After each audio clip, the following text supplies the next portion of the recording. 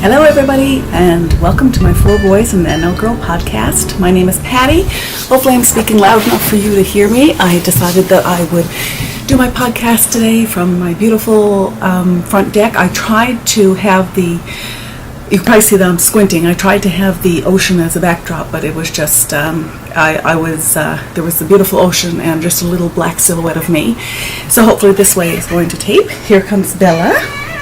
We let the cats out during the day because we have a fairly big property here, and I'm sure Bella can hear me when I press record on the camera, because as soon as I do, she comes out.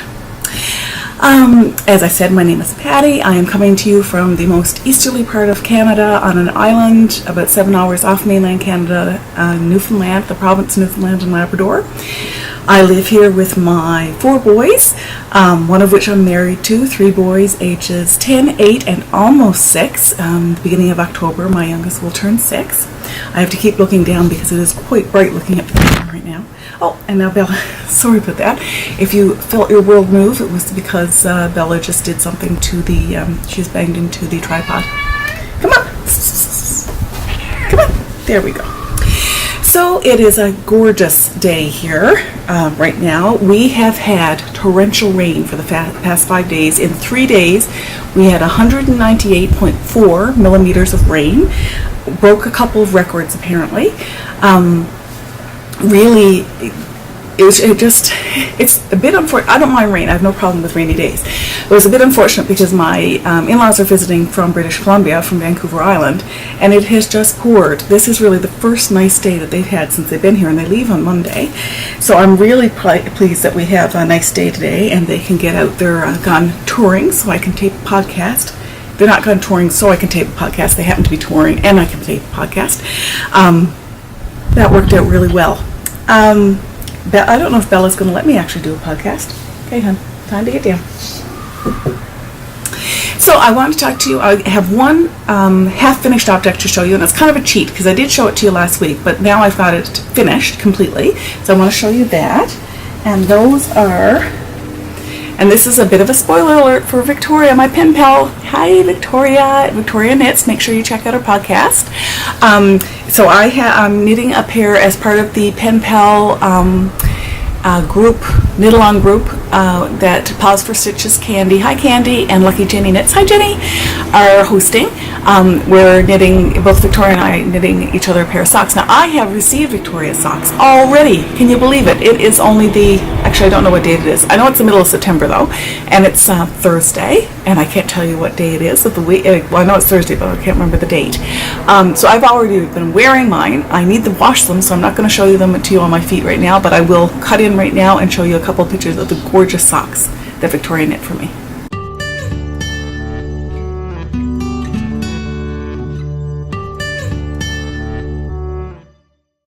Aren't they gorgeous? So she used the Hermione sock pattern, which I have not, you know what? I have never knit a pattern in a pair of socks yet. I'm still very cautious about my sock knitting, so I'm sticking to the vanilla sock patterns until I find the pattern or the combination of patterns that allows me to knit socks consistently.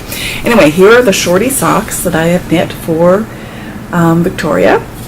The cuff, heel, and the heel looks a bit odd. It looks a bit puffy on the sock blockers, but I have tried them on and they fit beautifully. The heel, cuff, and toe are knit in PATONS KROY. I think the color is SHERBET. And the main body of the sock is knit in a Canadian indie dyer and by the name of PHORIA, and I'll put that information on the screen like I did last week. So I have not yet cast on her second sock, so I'm hoping to do that this afternoon or this evening, so at least I have them cast on. I apologize, the cat just knocked the tripod again. She's rubbing up against it, she loves it so much. So I can't remember what I was saying now. Anyway, I will, oh yes, I'll cast on another toe tonight so that I can pick it up and more easily knit. And I enjoyed knitting this sock, and I was so thrilled when it actually fit. So Victoria, it should fit you, I'm hoping. One thing that I wanted to show you, I'm just going to get out of my bag. I brought a bag out on the deck so that I had everything with me. Is when I was in Toronto and got to meet the several of the podcast ladies in the Toronto area. So I got to meet Sheila and Margaret, hi, from Three Sisters Knits podcast, and I got to meet Amanda from the Yarn Enabler, hi Amanda, and Christina, the Cozy Knitter, hi Christina, and Eric from Sticks Plus Twine, hi Eric, and who else? And I met SS from Christian Handmade, and SS has been a huge supporter of this podcast. I really appreciate all her support and the love that she has sent to this podcast. And when we were all together, there were a few presents shared out, and SS brought everybody a gorgeous skein of yarn, which I don't have with me. I'll show it next week. But one thing she did have, and this is was a new to her product at that time, are these, and I'm going to see if the camera focuses on that. They're little cards, and they're sock pattern. They're kind of note cards for socks, and they're in the most beautiful. You can order them in just a plain color, so it's kind of a textured plain color, or you can order them in a variety of colors. And when I get more, and I'm going to be needing more because I'm knitting more socks, so it's a variety of neon colors, and they're just awesome. They've got when you did your socks, the sock project, and who they're made for, your pattern notes. It's just a really neat way. And what I'm probably going to do with mine is tape them in my knitting handbook, my little knitting notebook. But you could easily put these in a card folio or something like that. They're just gorgeous. So thank you so much, SS. I'm really, really using these on a regular basis, and I think they're a great idea. So I'll put SS's, she has an Etsy shop at Christian Handmade, so I'll put that on the screen so you're able to track her down if you'd also like some of these really neat and useful cards. The other thing that SS did actually today is sent me one of her gorgeous new patterns as a present to the podcast. She sent me a copy, and she sent one for the podcast to give away. Yay, another giveaway. So I'm going to be giving out a pattern, and it's for the Tertia or the Tertia shawl, Tircha. I'll put that on the screen. This is a paid pattern. Apparently Tertia means angled or biased in Hindi, and this seems like the perfect shawl. She calls it a recipe. So basically, from using SS's patterns before, this one says you can use 1, 2, 3, or as many colors as you want. You can do it in any weight you want, so fingering weight or DK weight or more. I'm just watching somebody's walking down the road now, and hopefully they're not going to see me, or it'll be interesting to see if they notice me here with a camera talking to myself. The paranoia of having neighbors. Anyway, so this looks like a beautiful, beautiful pattern. It is, I'm going to put it up on the screen. Let's see if it'll come up, the picture. That'll focus on the camera. If not, I will put a picture of it on the screen. But like I said, there's going to be a giveaway for this pattern, and what I'll do is I'll start a Ravelry thread for you to go to. So go on Ravelry's because you need to be a member of Ravelry to get the pattern, and I'll start a thread on there under the Four Boys and an NL Girl podcast is the name of the group on Ravelry. So you need to go in there, become a member, and then look up the Tertia shawl recipe pattern giveaway, and then I will draw that next week, so that somebody will be getting a free pattern next week. So thank you so much, SS. I really appreciate all your support of the podcast, and I'm sure everyone's going to love this new shawl pattern. I can't wait to cast it on. I'm thinking I've got so many ideas that I can use this shawl for, so thank you so much. I wanted to show you the other whip that I've been mainly working on this week. I mentioned that there's a new baby coming in our family at the end of the month or beginning of early next month, and I'm knitting a baby blanket using KARON cakes. So I've got the, I have made a little bit of progress. Hey, when you're using KARON cakes, do they do this, or is it just me? This is crazy. I've got yarn BARF all over the place, and I'm afraid it's going to knot, so I'm not sure what I'm going to do with this. We'll see. Anyway, for a change, I finished not in the middle of a row, and I have this much knit. I wonder, can the camera see all of that? It's got some sea green, green, pink, yellow, orange. White is, because there's going to be white going through the middle of this to differentiate from the squares. And then I've started on the second square, so I'm really happy about that. I need to get knitting on this, and it might be one of the projects I bring with me when I go to Ireland in a couple of weeks, because it is easy peasy and I can sit and knit and talk to people when I'm knitting it. So I just picked up a set of 6mm tips to put on a cable needle, because I don't want to take skivers with me on the plane. I'm not even sure if I'm allowed to take skivers. I've never taken them.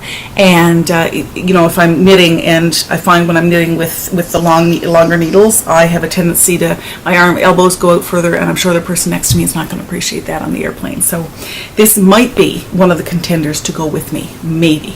I have to be very careful because I need to have enough room in my suitcase to bring projects over to knit, plus bring maybe some hiking shoes and a jacket and, you know, all the things you need, because I'm just bringing a carry-on bag. And I also need to have enough room to bring some yarn back, because the lovely Catherine, hi Catherine, who hosts the Atlantic Knitscape Venture in County Mayo, Ireland, is making sure she has some representative yarn from indie dyers all over Ireland at the Knitscape, which I'm really excited about. And naturally I plan on picking some up, and naturally it only squishes so far depending how much I buy, so I've got to be careful what I bring. And here's Angel the cat. I tell you, I should come out here and tape more often. Now there may be a cat fight, because Bella is currently hunting Angel. Hi Angel. Hello. You want to come up? Oh my God. She's like, no. Angel is not a lap cat. She'll let me pick her up. Oh, come here. And she'll stay for a minute, and then she's going to get down. She loves attention very, very much, but she's not like Bella just wants to be up on your lap all the time, and this kitty doesn't. So the other thing I wanted to talk to you about that's exciting for me this week is that, so I've talked about finished object, I've talked about works in progress. I'd like to talk about a couple of podcasts that I've been watching. I haven't done that in ages and ages. Naturally, I've mentioned a few podcasts already in this episode. There's a new podcast called Zia Wolves. I'll put that information on the screen. It's Dag, hi Dag, who lives in New Mexico. I think I have that right. She's near Albuquerque, and she is the genius behind the Zia Wolves yarn, hand-dyed, indie-dyed yarn. And she just started a podcast. I think she just released 3 or maybe 4. So she's very new to podcasting. So please show her some love and go over and check her out and hit subscribe. I mentioned Victoria Knits podcast last week.